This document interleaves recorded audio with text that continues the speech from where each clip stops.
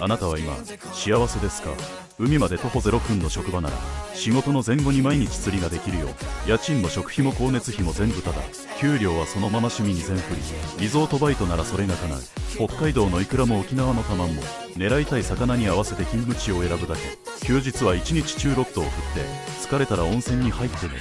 そんな釣りバカ専用の移住生活、今の生活にワクワクしてないなら一度リゾバで検索してみて。人生の夏休みは自分で作るもの。次はどこの海で何を釣る？チャンネル登録で釣りに役立つ情報を手に入れよう。